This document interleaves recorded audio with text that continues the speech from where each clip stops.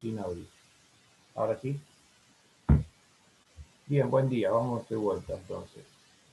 Vamos a continuar con el estudio a la carta a los Efesios. Estamos en capítulo 4 y el estudio está orientado a principios respecto a la vida cristiana. Como todos venían anticipando, la carta a los Efesios, como los escritos de Pablo, tiene una característica singular. Él dedica los primeros capítulos a dar conceptos más bien doctrinales, fundamentos de fe, donde un cristiano debe afirmarse para vivir de una cierta forma. Esto es un principio para todo cristiano. A mí me pasó en el principio de mi vida que yo traté de copiar lo que los demás hacían y hacía cosas que no sabía por qué las hacía. Y después me di cuenta que eso no tenía ningún sentido para Dios, porque copiar a los cristianos no es el modelo de Dios. En realidad lo que nosotros necesitamos, y vamos a ver especialmente en este pasaje, es que debemos estar fundados en los principios de fe que la Escritura nos va transmitiendo para poder reflejar la imagen de Cristo.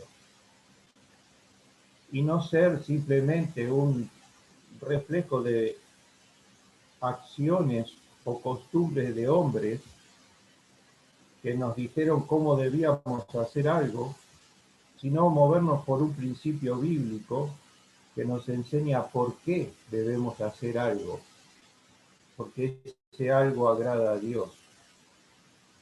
Y eso sí tiene que ver con la vida cristiana. Pablo durante los primeros 3 capítulos se dedicó a mostrarnos con las evidencias más reales el impacto de la salvación en la vida de una persona. El costo de la salvación y lo que ahora era una persona transformada por la obra redentora de Jesucristo. Comenzando el capítulo 4, como vimos el domingo pasado, se abre la maravillosa enseñanza y el misterio de que estamos todos unidos en un solo cuerpo y que nuestro Salvador, el Señor Jesucristo, es todo suficiente para ese cuerpo, la iglesia. Él es todo en todos y para todos. Ahora, esta declaración lleva a que sea mucho más práctico en que los versículos 7 a 16, que los que vamos a desarrollar hoy, nos van a estar enseñando o mostrando por qué Jesucristo, a través de la salvación, tenía diseñado un cuerpo espiritual, la iglesia, donde Él fuera la cabeza, y además de eso, determinó a ese cuerpo, la iglesia, dotarlo, darle, regalarle dones espirituales, atributos propios de su poder para fines determinados. Entonces vamos a ver, y ustedes me van a acompañar, a ver esto. El versículo número 6 termina con ese gran concepto que Él está en todo. Él está en todo, Él es todo, Él es todo suficiente y Él es todo lo que necesitamos. Como cuerpo espiritual de la iglesia, Él es todo. Ahora, en los versículos que siguen, que son los que vamos a ingresar enseguida, Él va a demostrarnos cómo es que eso se hace realidad a través de nosotros. A ver, Él es todo a partir de nosotros. Y entonces el versículo 7 va a comenzar con ese pero. ¿Sí? Dice, pero a cada uno de nosotros. Termina de hablar del todo para comenzar a hablar de cada uno de nosotros. Ese pero es un condicionante. Y el condicionante de que aquella declaración de los primeros 6 versículos fuera real y vivido en la iglesia, somos cada uno de nosotros. Por eso, antes de introducirnos en la escritura y en los conceptos que vamos a ver referido a esto, les invito a orar. Vamos a hacerlo para que Dios hable a nuestro corazón, para ser parte de cada uno de nosotros, de ese objetivo divino. Vamos a orar. Bendito Dios, te damos gracias porque en esta mañana podemos dedicar este tiempo a tu palabra y como lo venimos haciendo en la carta a los Efesios, rogamos para que hable, Señor, en especial en este pasaje, donde nos vas a enseñar cómo los dones de tu Espíritu están puestos especialmente para cumplir un objetivo esencial en tu cuerpo, la iglesia, a través de cada uno de nosotros. Habla, Señor, en nuestro corazón, sabemos que lo vas a hacer y te damos gracias en el nombre de Jesús. Amén. Bien, como les decía, y en forma personal, Efesios es una de las cartas que siempre me ha apasionado por la dinámica que Pablo coloca en tocar los temas.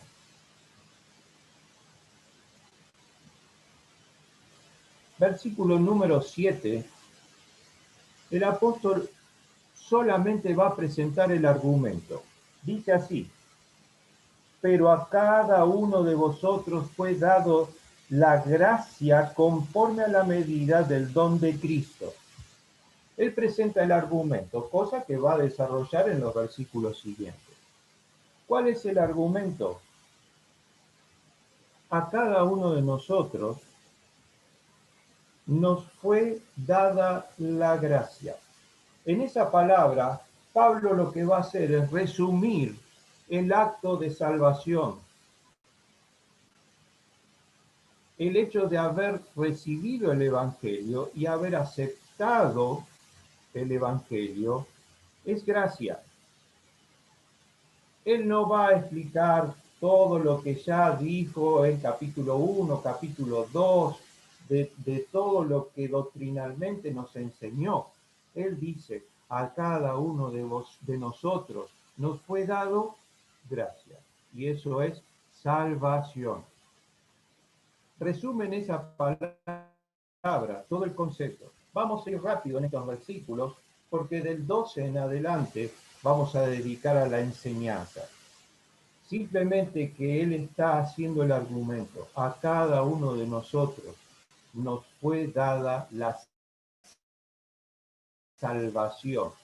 Y después de eso, él dice, conforme a la medida del don de Cristo. Y esa frase que tuvo varias interpretaciones a lo largo del tiempo. Es que el creyente tiene un don espiritual que Cristo atribuyó a escala individual de acuerdo a su voluntad y designio divino. Vuelvo a repetir y lo explico. El creyente tiene un don espiritual que Cristo atribuyó a escala individual de acuerdo a su voluntad y designio soberano. O sea, este es el argumento. Lo que él dice, a cada uno, pero a cada uno de nosotros nos fue dada la salvación y un don espiritual individual.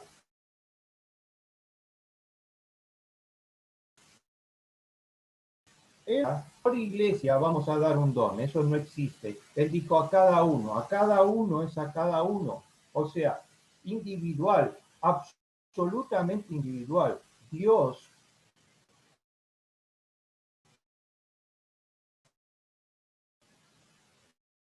en uso de su atributo divino. Él dice que atribuye un don espiritual a cada uno o más, pero al menos uno, ¿sí? Por cada uno de los que creen. Esto no deja a nadie afuera y a todos incluye. Simplemente que hasta versículo número 6 está hablando de un conjunto, pero ahora, en esta parte final del capítulo, él va a hablar individualmente. O sea, esto no podemos tomarlo como una enseñanza para la familia, no podemos tomarlo una enseñanza para el grupo de ministerio, no podemos tomarlo una enseñanza, lo tenemos que tomar como algo personal. ¿Sí? Yo no puedo pedirle a mi esposa lo que hoy voy a estar aprendiendo. Sí, voy a estar aprendiendo algo yo. Entonces, él dice que lo hace a escala individual, o sea, a cada uno. O sea, Dios en su soberanía determinó dotarnos espiritualmente con un poder dado del Espíritu a cada uno en el momento de la salvación de una forma especial. Quiero que por un instante solamente pensemos en esto. Dios pensó, Daniel tendrá un don de esta naturaleza porque lo quiero para esto. El hecho de tener un don marca un propósito. Y el hecho de que eso sea con la salvación marca que la salvación tiene un propósito para Dios. Ninguno de nosotros fue salvo por casualidad o para calentar un banco o para ocupar un lugar en una iglesia. Existe un propósito especial de Dios determinado en el momento mismo en que uno dice, sí, creo en Jesús como Salvador. El argumento que el apóstol está presentando es este. Cada uno de nosotros somos salvos y tenemos un don que Dios puso especialmente porque tiene un propósito soberano. Solo Él lo conoce. Por eso no podemos decirle a las personas qué don tienen.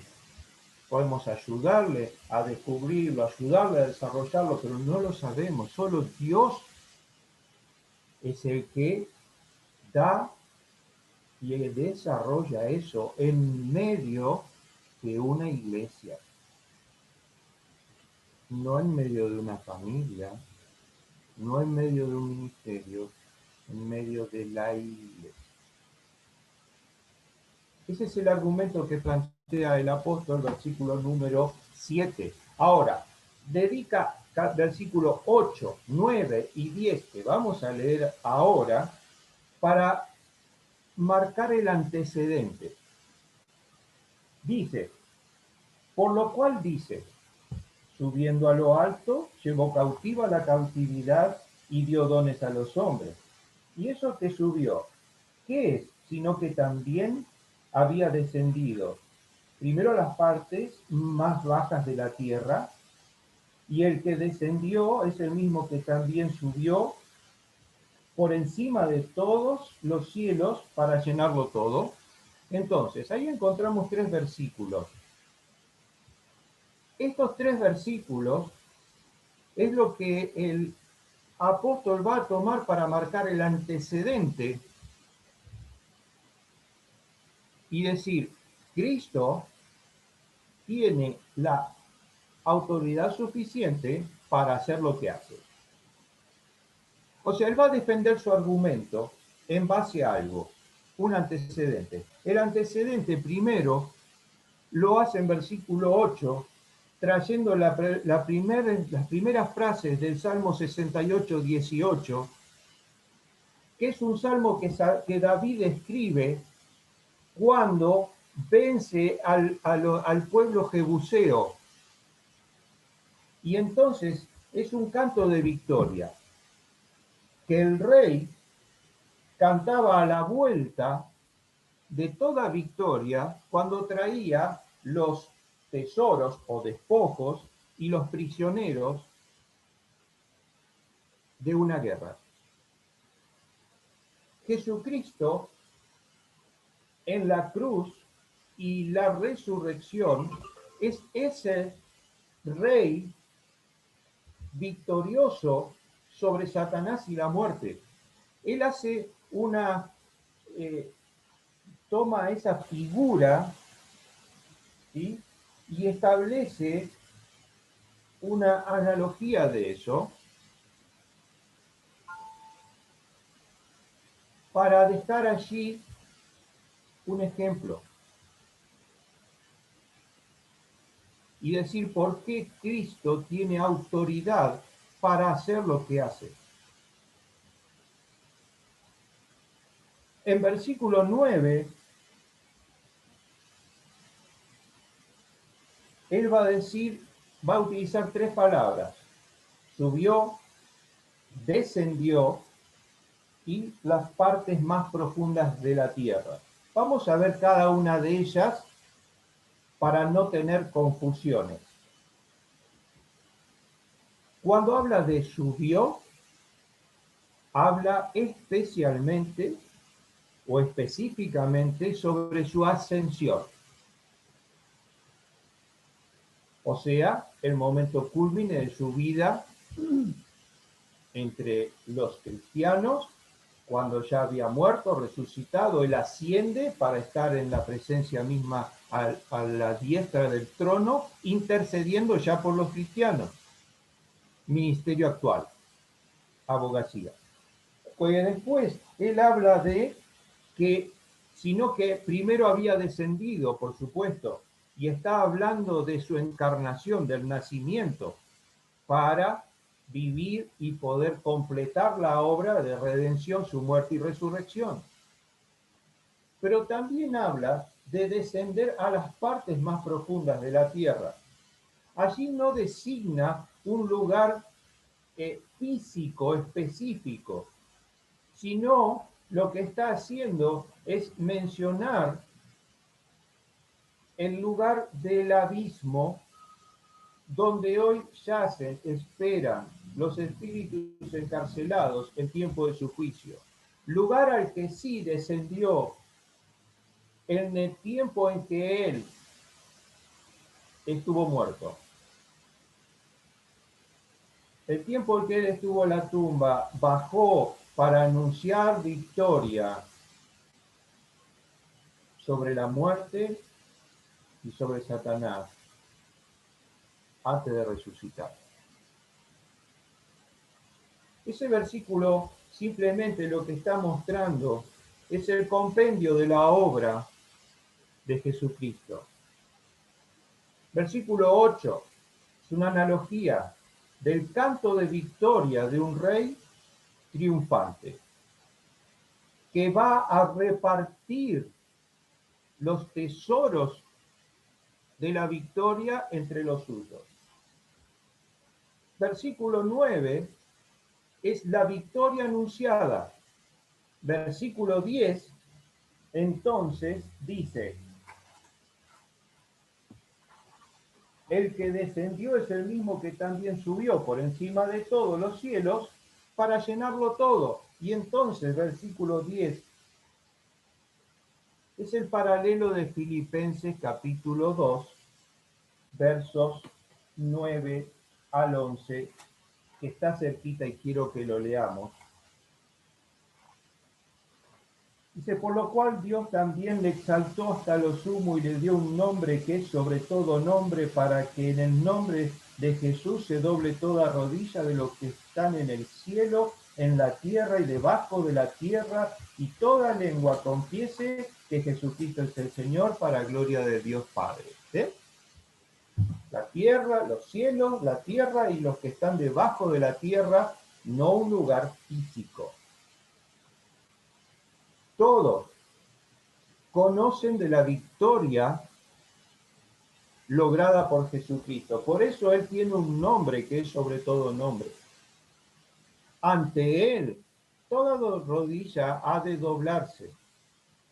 Él tiene autoridad absoluta porque su obra está consumada y su victoria está ya proclamada.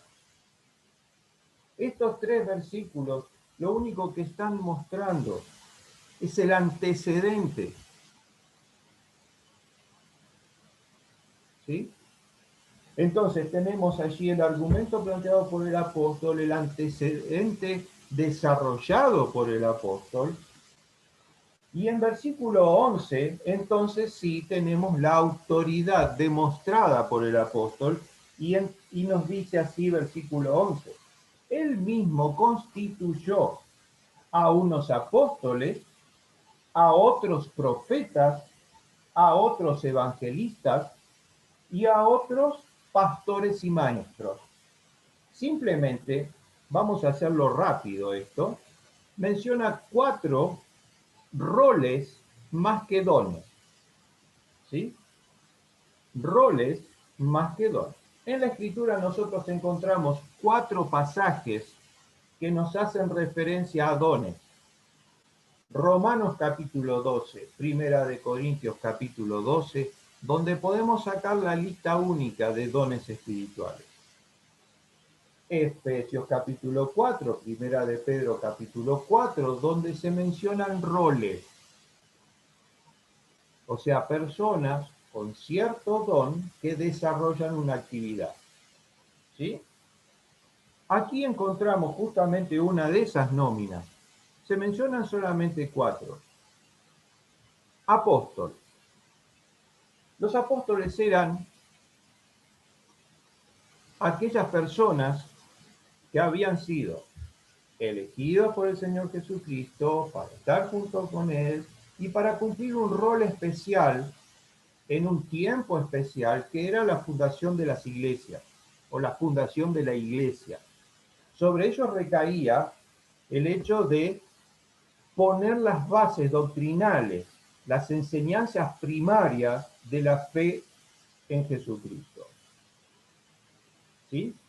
A ellos se los designa los apóstoles de Jesucristo y son los 12 discípulos más Matías, que vino a reemplazar a Judas, y más Pablo, el apóstol abortivo, como se lo menciona él mismo de él, ¿sí? Después. Posteriormente a ellos no encontramos que se los mencione de la misma forma a ningún otro en la Escritura. Sí hay denominados apóstoles de la iglesia a algunos como a Timoteo, pero no apóstoles de Jesucristo. Ello fue restrictivo a los que yo les mencioné.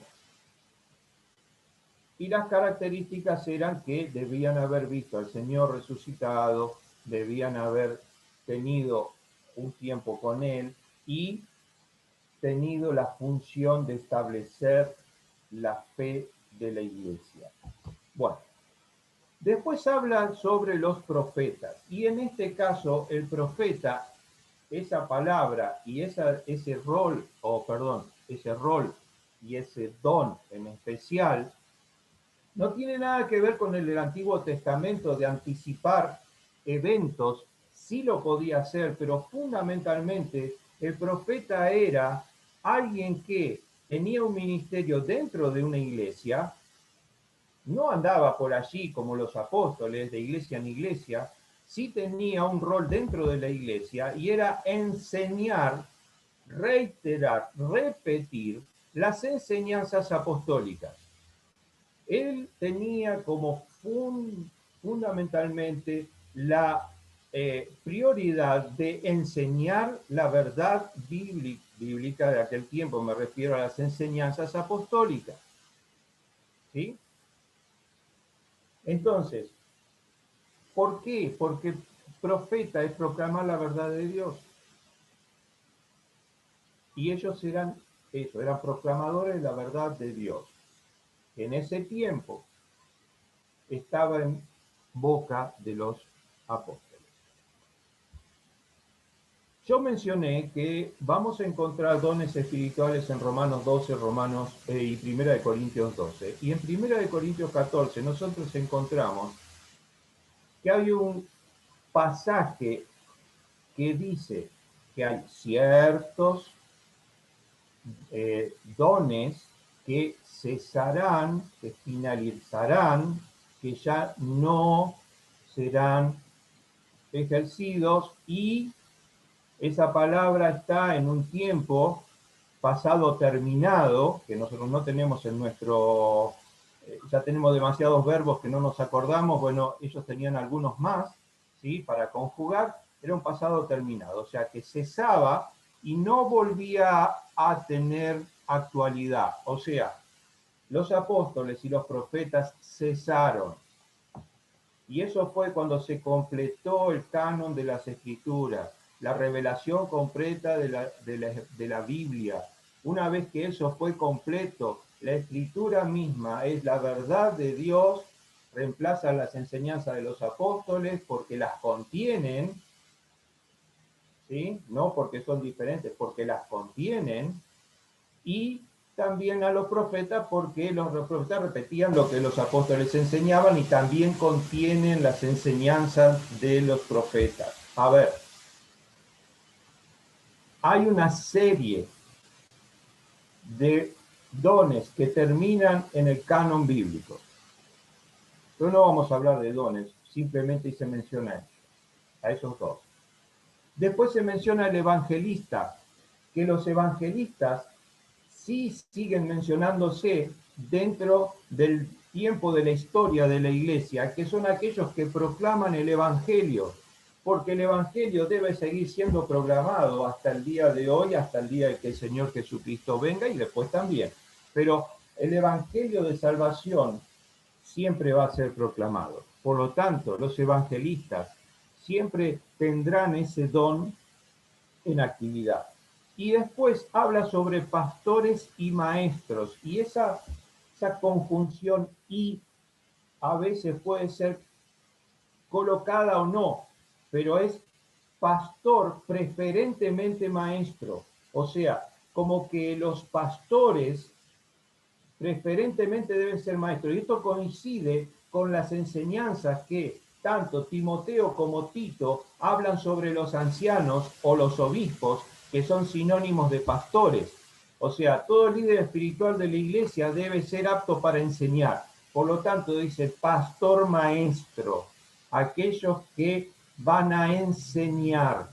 ¿Sí? ¿Por qué? Porque la principal actividad de un pastor debe ser pastorear, o sea, dar alimento bueno a las ovejas para que crezcan gorditas, ¿sí? Entonces, y sanas, ¿sí? No gorditas con con el colesterol malo, ¿no? Bueno, ¿sí? Entonces, esa es la función pastor, maestro preferentemente, ¿sí? Ahora, esos dos no tienen caducidad con el canon, para nada, sino que esos dos son afirmados aún en la era de la iglesia, por lo que mismo Timoteo y Tito están pronunciando. ¿Mm? Ese versículo simplemente está diciendo, una vez que aclaramos los términos, está utilizando una palabra y dice, él mismo, o sea, Jesús, Cristo, él mismo constituyó. Esa palabra constituir es establecer por autoridad. O sea, ¿quién puede constituir algo?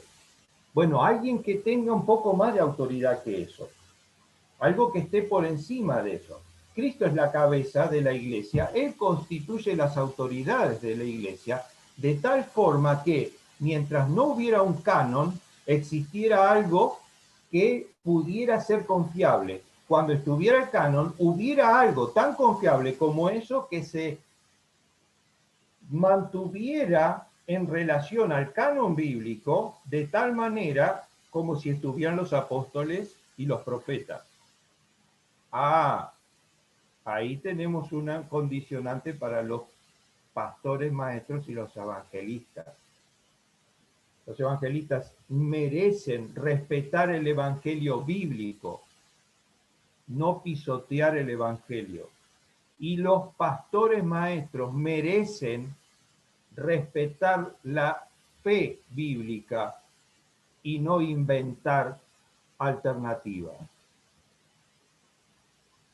¿Está? Para ellos habrá un juicio especial.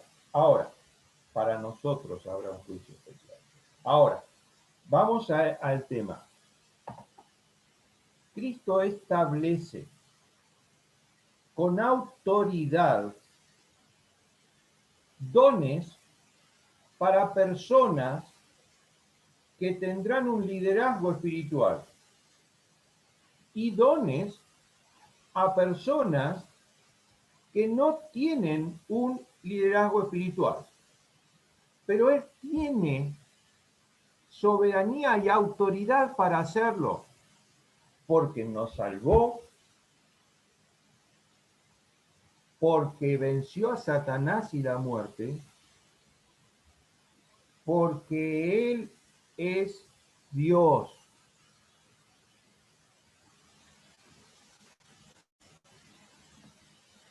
Porque nosotros seamos lo que seamos, lo recibimos por gracia.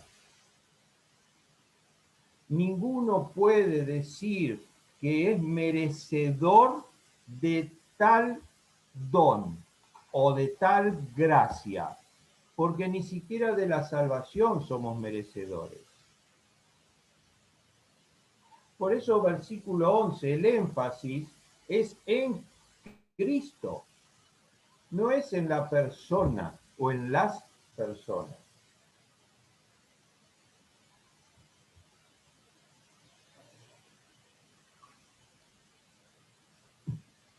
Entonces, tenemos al principio el argumento del apóstol.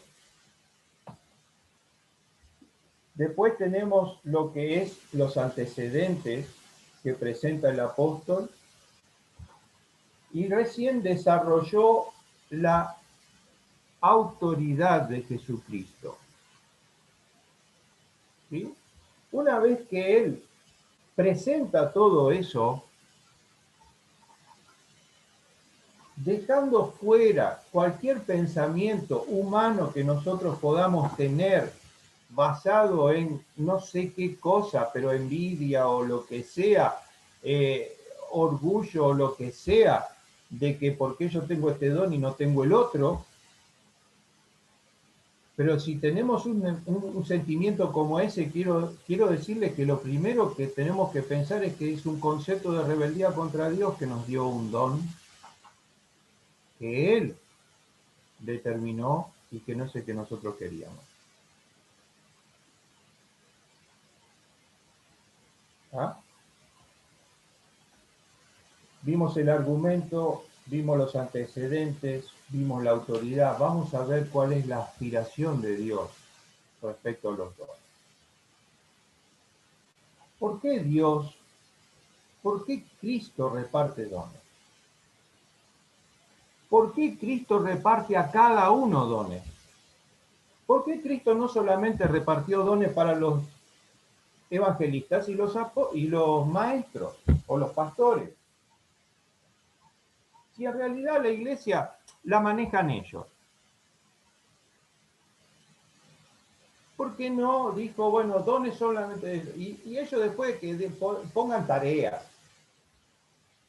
No, no, no.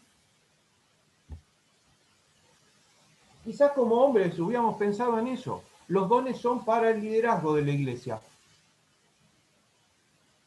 Y que después el liderazgo decida, ¿sí?, quiénes van a limpiar, quiénes van a hacer ujier, quién va a hacer esto, quién va a hacer lo otro. Pero como la iglesia no es una empresa, sino es un organismo, Cristo en la cabeza, entonces Él dotó a cada uno de dones. Y ahora vamos a ver el por qué. Porque Dios aspira a algo donde un líder espiritual, un pastor sin otros condones, no puede llevar adelante la obra. Verso 12. Y ahora vamos a leer uno por uno. Nos obliga a esto Pablo. Dice, a fin de perfeccionar a los santos para la obra del ministerio, para la edificación del cuerpo de Cristo.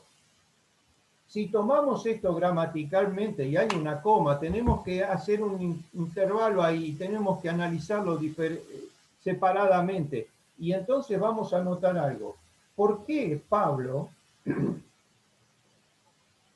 hablando sobre líderes espirituales, dones espirituales de liderazgo, comienza a hablar sobre perfeccionar a los santos para la obra del ministerio? Bueno, evidentemente, porque ciertos dones, como los de evangelismo y pastor maestro, son para perfeccionar a los santos. ¿Y quiénes son los santos? ¿Las personas buenas de la iglesia? ¿Muevan la cabeza? No. Los santos somos todos los que hemos recibido a Cristo como Salvador, somos santificados en Cristo, somos salvos, somos santos. Dios nos declara santos. Por lo tanto, hay ciertos dones que tienen como prioridad que perfeccionar a todos los creyentes de ese núcleo, iglesia, para la obra del ministerio. O sea, para que desarrollen una tarea para Dios. La obra del ministerio, una tarea para Dios. ¿Sí? A ver, definamos qué es una tarea para Dios. Servir a Dios es servir a personas. Entonces, estos con dones espirituales que son de liderazgo, que tienen que enseñarles la palabra de Dios correctamente, los principios de fe correctamente, es para qué? Para que ellos se perfeccionen en la tarea que vayan a hacer para Dios.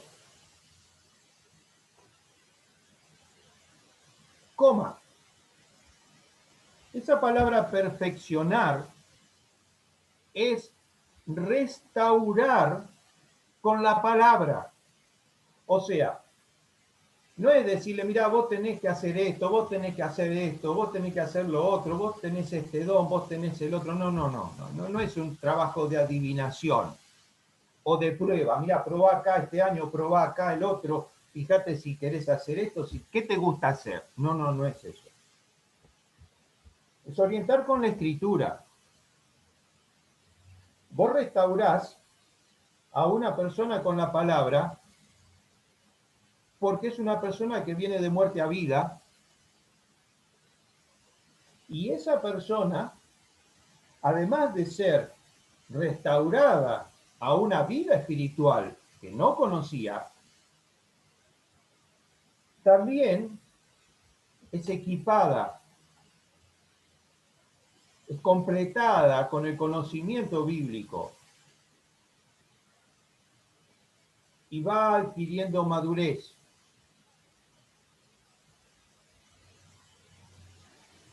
Ese es el propósito por cual Dios determinó dones como los de evangelismo y pastor maestro, para que los santos tengan ese desarrollo restaurado por la palabra, adquieran conocimiento y sean maduros espiritualmente. ¿Por qué? Porque viene la otra frase, para edificar el cuerpo de Cristo. Porque edificar el cuerpo de Cristo no es tarea de los líderes espirituales, sino de la actividad propia de cada miembro. O sea, del desarrollo completo de la gracia de Dios, que no es solamente del pastor, sino de la actividad propia de cada miembro. O sea, esa segunda frase es para cada uno de nosotros. Versículo número 7. La iglesia se edifica a partir de del perfeccionamiento que los líderes hagan, pero a partir de la edificación de cada miembro.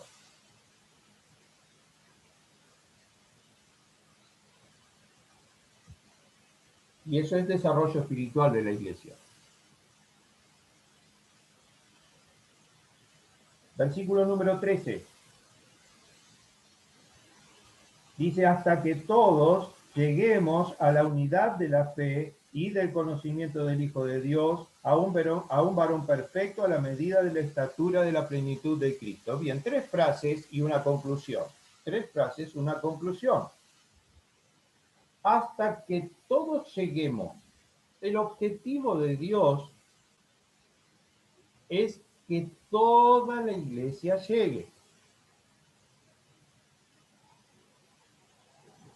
Es interesante, porque dice cada uno de nosotros, pero después dice hasta que todos lleguemos. O sea, es como que Dios dice, esto es un trato personal, es con cada uno de todos ustedes, pero no quiero que ninguno se quede. No se olviden de ninguno. Pero dice que debemos llegar a 3 cosas. Lo primero que menciona es la unidad de la fe.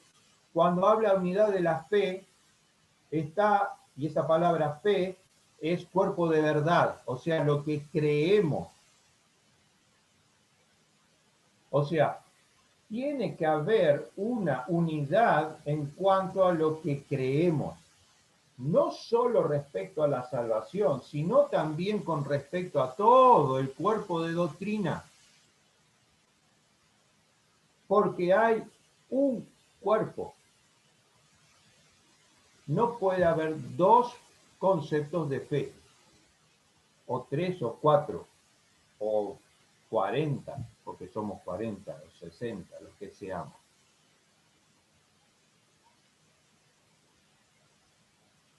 Después dice conocimiento de Jesucristo. Y eso a lo que está diciendo es el hecho de una relación íntima con Jesucristo. Hasta que lleguemos a tener, ¿quién? Cada uno de nosotros, una relación íntima con Jesucristo. A ver, que tengamos nuestro tiempo de oración, que tengamos una relación de oración, que tengamos una relación con la Escritura, que sepamos manejar la palabra, que tengamos relación con los hermanos, que nos manejemos como cuerpo. A ver, conocimiento de Jesucristo. Yo siempre insisto en esto. Y el apóstol ahora va a hacer un énfasis sobre esto. Y por último dice, hasta que lleguemos a un varón perfecto. Esto es varón y mujer. Ojo, porque está hablando genérico. Acá no existía las terceras y cuartas y quintas formas de decir esto. Está hablando para que todos aquellos que son creyentes lleguen a ser perfectos. O sea, maduros, completos. Sí, esta es una responsabilidad de líderes espirituales, ya lo dijimos, pero cada uno de nosotros tiene que llegar a hacerlo. Y en esto, después que hace un discipulado o es desafiado, hay una cuestión personal, hay una responsabilidad personal. Entonces puede haber una motivación, pero motivamos a estudiar la palabra y resulta que en la reunión de estudio uno no está.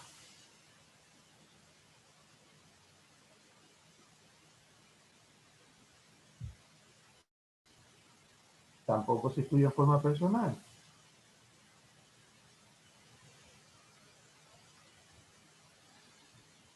Entonces, hasta que lleguemos a todos tener una misma fe, todos tener relación íntima con Dios, todos tener madurez. ¿Por qué? Porque estas tres cosas Pablo los define como la plenitud en Cristo.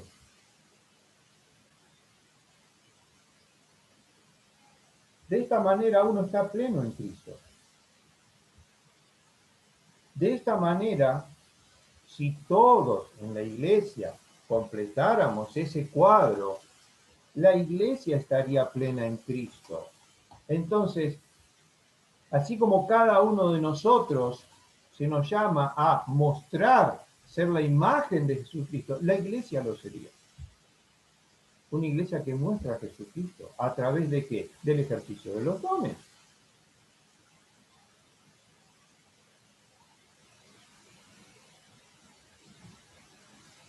Una iglesia que proyecta a Jesucristo. Una iglesia cristocéntrica, que presenta un evangelio puro, que defiende la escritura correctamente. Cristo quiere eso, es su principal aspiración. Que cada uno tenga en claro qué función cumple dentro del cuerpo, pero que cada uno luche íntimamente para alcanzarlo. Versículo 14, perdón.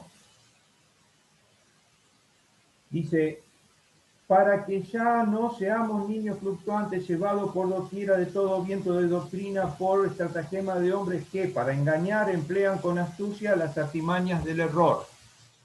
¿Sí? Pablo siempre se va a encargar, muchas veces, no siempre, pero muchas veces se va a encargar de aclarar comparando. Y esto es lo que está haciendo. Versículo 14 es una comparación.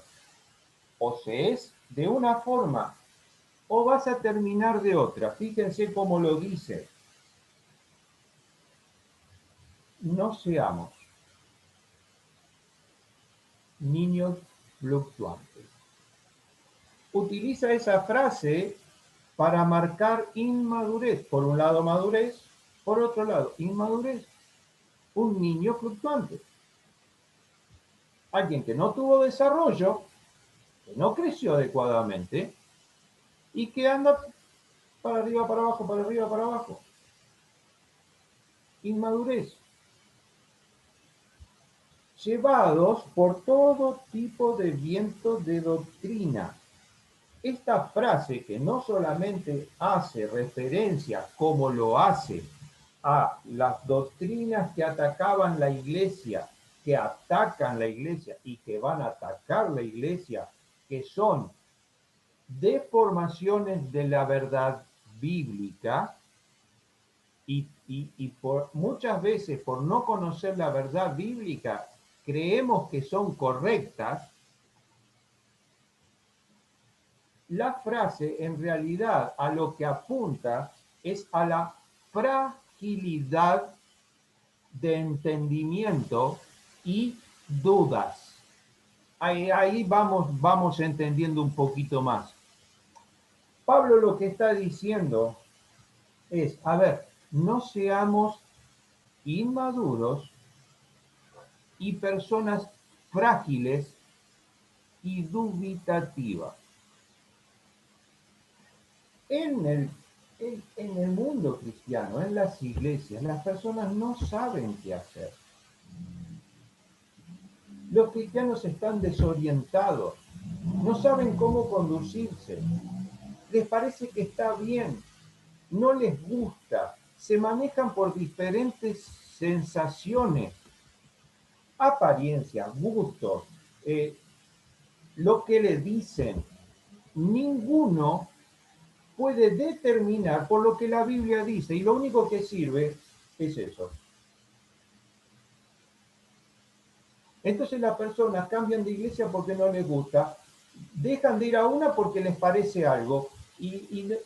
A ver, si la Biblia no tiene respuesta para solucionar los problemas de dentro de la iglesia, entonces es una mentira.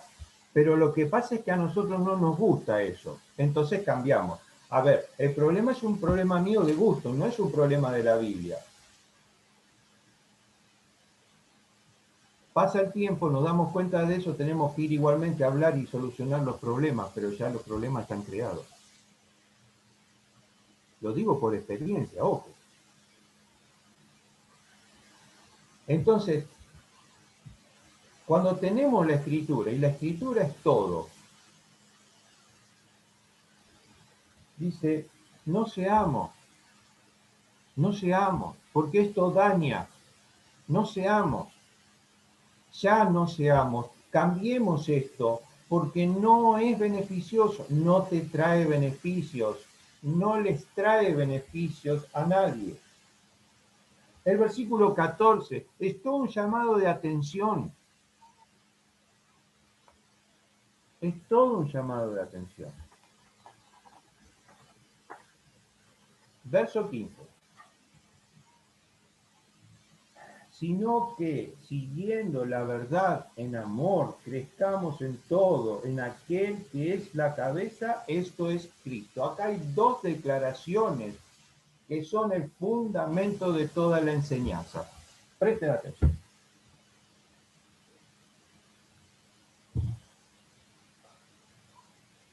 Dice, sino que siguiendo la verdad en amor. Esta frase es sumamente importante. Yo no anoté esto. Dice, la verdad puede ser fría y dura cuando se trata de nuestra vida personal. Pero el amor que recibimos de Dios transforma esos dichos en caricias para nuestras almas necesitadas, luchadas por cambiar. Repito, la verdad puede ser fría y dura cuando se trata de nuestra vida personal. Pero el amor que recibimos de Dios transforma esos dichos en caricias para nuestra alma necesitada, luchando por cambiar.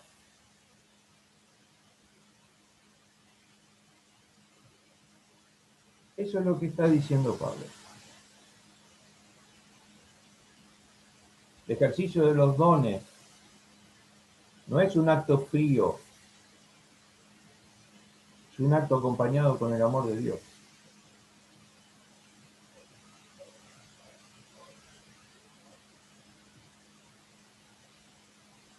Cada uno de nuestros corazones tiene cosas para cambiar. Son necesidades del alma. Muchos las conocemos. Y no nos gusta que nos señalen esas cosas. Pero cuando el amor de Dios es manifestado en las palabras,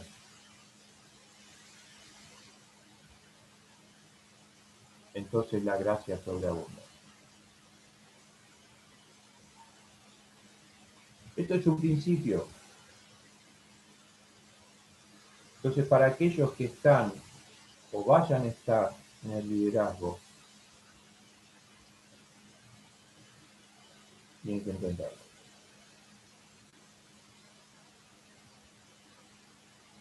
La segunda frase es: crezcamos en todo según la cabeza que es Cristo. Y no se refiere a una forma anatómica, sino una función, la que no podemos ignorar, a la que debemos someternos y considerar siempre. Estamos muy acostumbrados a designar a Cristo como cabeza de la iglesia. Pero en realidad no está hablando de cabeza como anatomía, sino como función. Él designa, él dirige. Eso se hace a través del Espíritu y la palabra. Y nosotros, como miembros, sea cual sea nuestra actividad, nuestra función, debemos reconocer tal rol y someternos.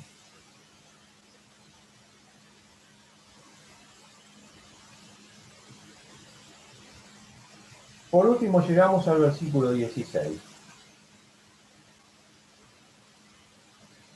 Pablo necesitó escribir este versículo 15 o fue guiado a escribir este versículo 15 por el versículo 16. Dice: de quien todo el cuerpo, bien concertado y unido entre sí por todas las coyunturas, que se ayudan mutuamente, según la actividad propia de cada miembro, recibe su crecimiento para ir edificándose en amor. Ya explicamos esto, pero quiero explicar algo. Dice: de quien todo el cuerpo. Venía hablando de cada uno. Cada uno, cada uno, cada uno, cada uno. Comienza paulatinamente a hablar sobre el cuerpo. Habla de la cabeza y ahora va a hablar del cuerpo. Porque es necesario que cada uno entienda su rol, su responsabilidad como cristiano que tiene un don. ¿Entendimos eso? Bárbaro. Ahora, de quien todo el cuerpo, y la palabra que utiliza es bien. Cuando Dios diseñó el cuerpo, que es perfecto, no el mío, pero el que Él diseñó es perfecto, ¿sí? La iglesia, el diseño de la iglesia es perfecto. No luchemos por cambiar el diseño de Dios. respecto a la iglesia. Amoldémonos al diseño divino de la iglesia, porque eso fluye.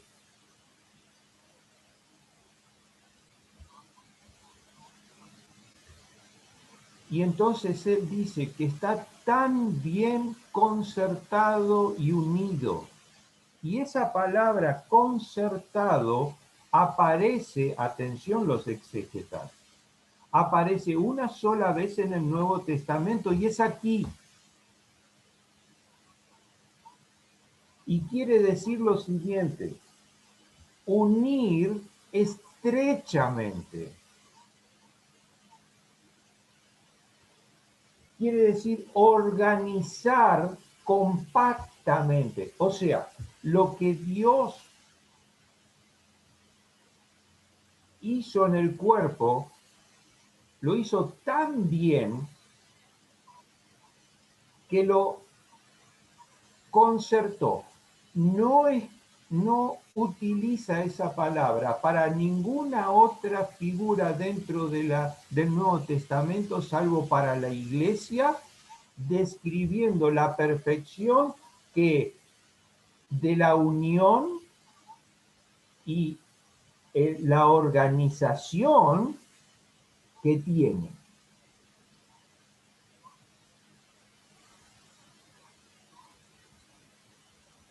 Estamos hablando de lo que es el anhelo de Dios, la aspiración de Dios.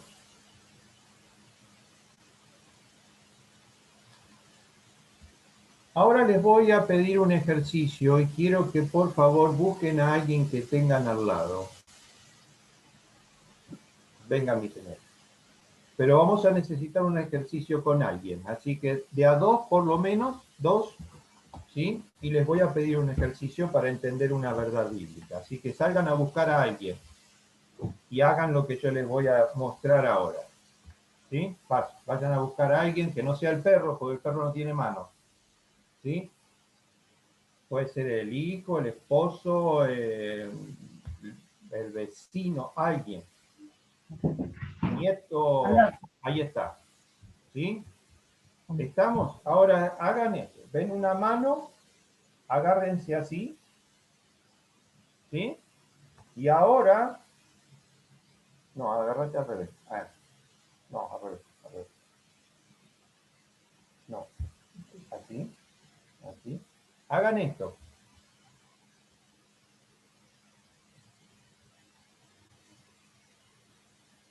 Ya se están enredando, ¿eh?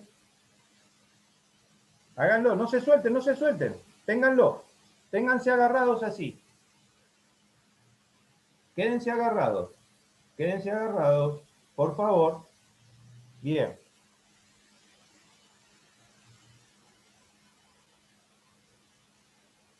Ahora quiero que escuchen lo que dice Dios.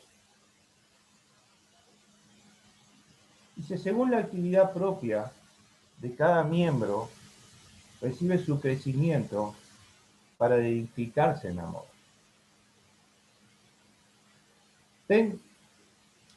Si falta una mano, hay un problema.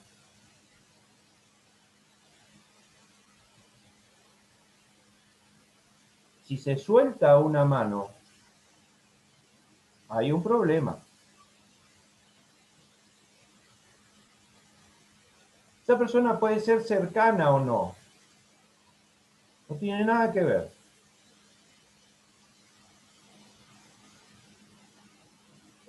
Pero esa persona queda sin conocimiento y sin edificación.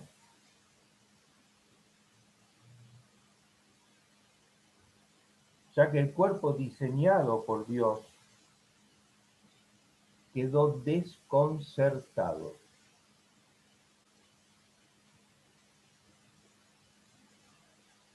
¿Entienden el concepto?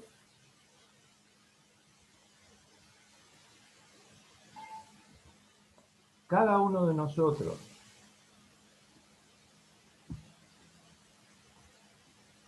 tiene la responsabilidad de no soltarse.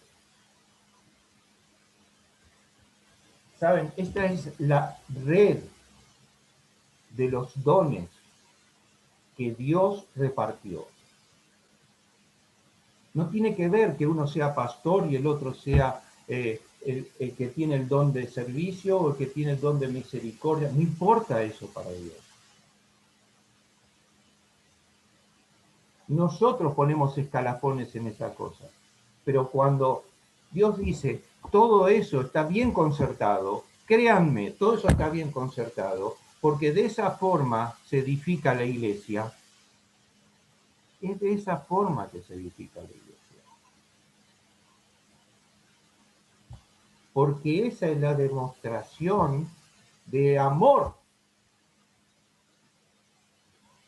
Que yo no suelto la red de don que Dios me dio.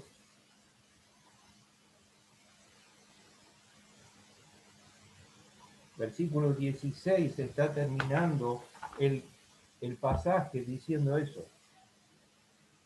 De quien todo el cuerpo, bien concertado y unido entre sí por las coyunturas, se ayudan mutuamente según la actividad propia de cada miembro. Entonces sí recibe crecimiento para ir edificándose en amor. ¿Hay una responsabilidad inicial en los líderes? Sí. Pero hay una actividad propia de cada miembro. Cada miembro, haciendo uso de su don, por amor, edifica y da crecimiento. Este es el diseño bien concertado de Dios. No hay otro. Solo espero que cuando lo ejerzamos sea de esta forma. Vamos a orar y terminamos. Querido Señor, te damos gracias hoy por tu palabra nuevamente y por el hermoso tema que nos regalas hoy para que cada uno, Señor, de nosotros, en virtud a tu gracia, podamos edificar esta iglesia la que amamos. Oramos en el nombre de Jesús. Amén. Gracias.